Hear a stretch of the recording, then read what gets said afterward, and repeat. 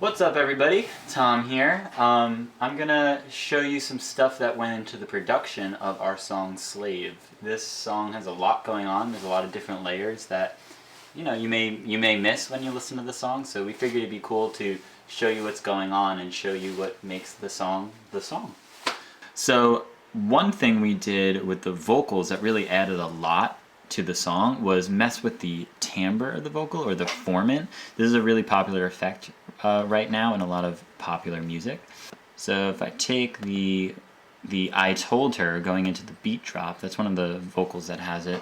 If I move this back to the middle, I told her, we can hear that that's just like a regular vocal. But if I move it over to the side, I told her, we get that kind of troll effect that you hear in the song. I can also make Naveed sound like a little chipmunk. So if I play it, I wanted to capture the vibe of the title, Slave, right? Like, I wanted to do something that kind of hinted subconsciously at that title. So I found a chain sample, and I turned it into essentially like a hi-hat.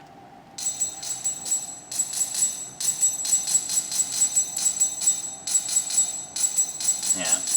With the rest of the beat, sounds a little something like this.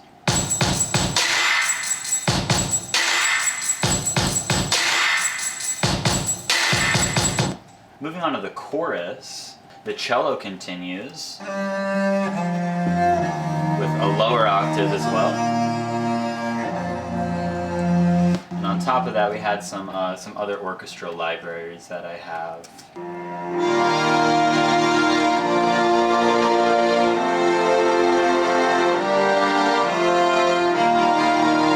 Then yeah, we go into verse 2. One of my favorite things going into this interlude here is you can kind of hear this cello swell. I called it cello swello.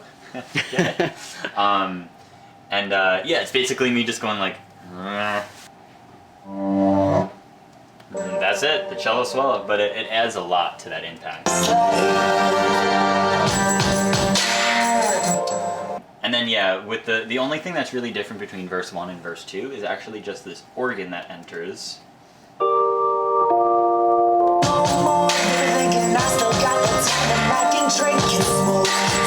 Then halfway through we have a second organ.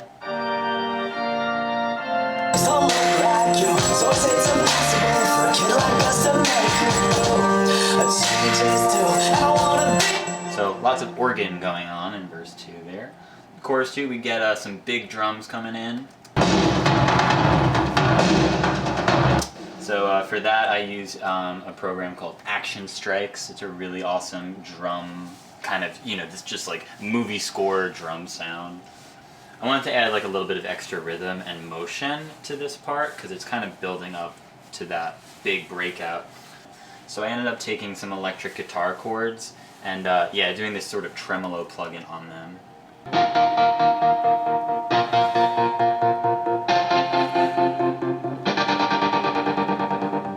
And that just kind of added a nice sort of meaty motion. Oh, that's such an odd combo of words, but it's like a nice, something that really pushes this chorus along. So in this pre-chorus we have the snare kind of building up. And what's cool about that is you can kind of see that I was automating the timbre of that snare. Normally this is just a vocal plugin, but I was like, you know what? We're putting it on the snare drum.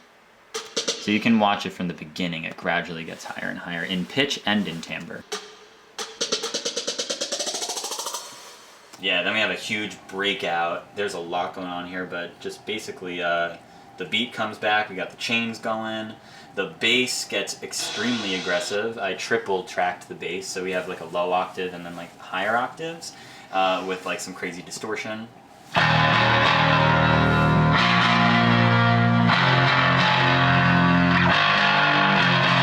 We have this really dope string sound.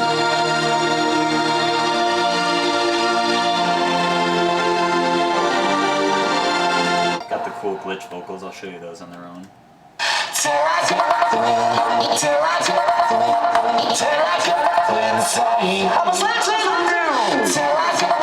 Something that was really fun to do in this breakout section here was this sort of master EQ move where everything gets scooped for a second.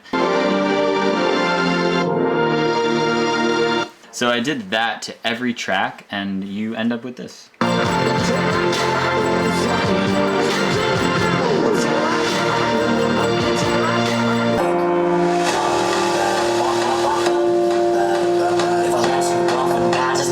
yeah, this we didn't really know what to do in this section, right? We kind of like there was a bit of a blank spot here, and I think I had the idea to take the coming back and just to kind of loop it over and over again, kind of glitch it up. Coming back, coming back. If I let you go for now, just know I'm coming back. There's like a low octave in there. Coming back. If I let you go for now, just know I'm. We have this bass. There's a lot of percussion going on in here. Everybody, come on! Snare. Toms kind of building up at the end. To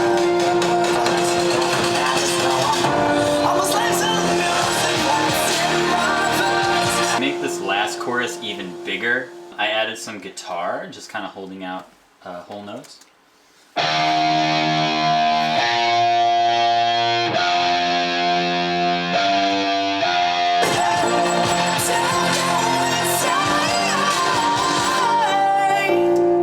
Vocal at the end, actually, I remember I really wanted it to be big and huge and have this grand, like he was screaming in a cathedral kind of feeling. So I put a lot of reverb on it, but then the song kind of cuts out right away, right? It gets really quiet. So I have lots of reverb and delay on it while the instrumental is like full throttle. Then as soon as it cuts out, the reverb goes away.